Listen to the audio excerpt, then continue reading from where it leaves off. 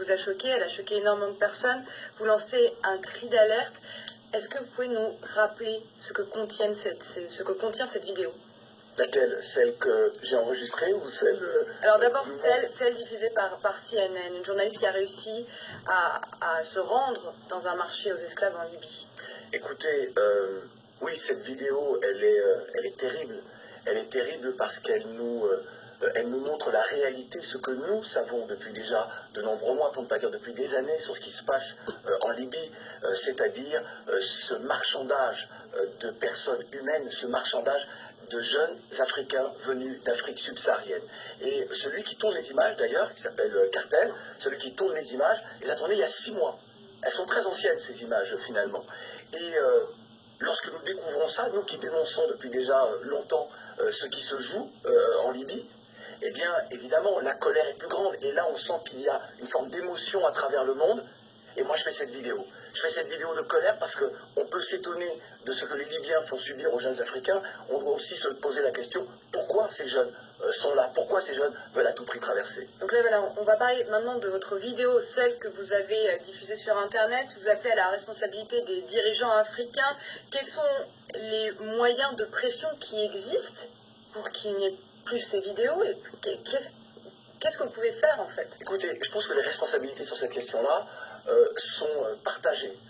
Il y a effectivement des situations en Afrique aujourd'hui extrêmement difficiles, des conditions de vie où vous avez des jeunes qui rêvent de réussir leur vie, qui rêvent d'une vie meilleure. Et que font-ils? Eh bien, s'ils ne peuvent pas accomplir leurs rêves sur leur terre natale, ils partent. Ils partent parce que les situations politiques, économiques... Libye d'ailleurs.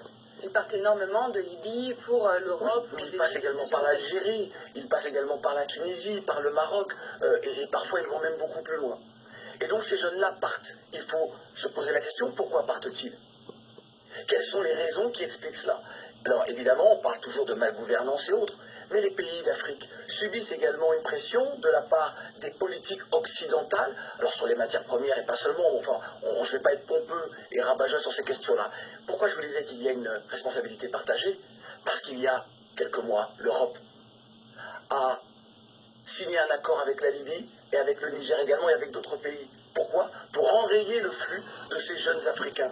Lorsque vous faites ça, vous donnez un permis de tuer et de maltraitance à celles et ceux qui bénéficient de ces sommes-là. On parle de plus de 200 millions d'euros, qui était donc la rallonge accordée à la Libye.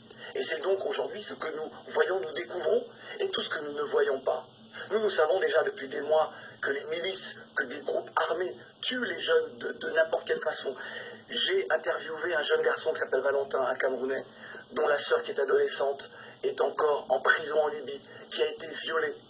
Et lui m'a raconté des scènes où on ramène ces jeunes-là à des temps que l'on croyait révolus. On les oblige à faire des choses. Lui-même en parlera, donc je ne veux pas en parler ici. Les responsabilités sont partagées. Il y a l'Union européenne aujourd'hui qui permet qu'un crime contre l'humanité soit perpétré. Que fait la France dans tout cela? Parce que nous avons, j'ai envie de dire, un lien avec la Libye, puisque c'est bien la France qui a déstabilisé ce pays par la guerre avec l'OTAN. Qu'est-ce que nous faisons, nous, en termes de réaction face à ces crimes perpétrés, face à une jeunesse souvent francophone? Nous avons une responsabilité parce que ce sont des jeunes à qui on a dit la France avec le pays des Lumières, le pays des droits de l'homme, et là on voit que l'on ruse avec les principes d'égalité de traitement. Il y a des lois internationales contre justement la marchandisation des êtres humains. Que faisons-nous de cela? L'article 4 de la Déclaration des droits de l'homme.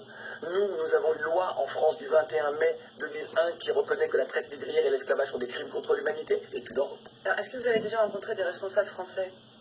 Non. Des parlementaires?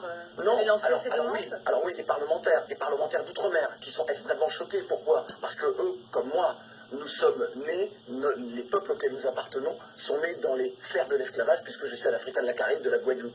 Donc oui, il y a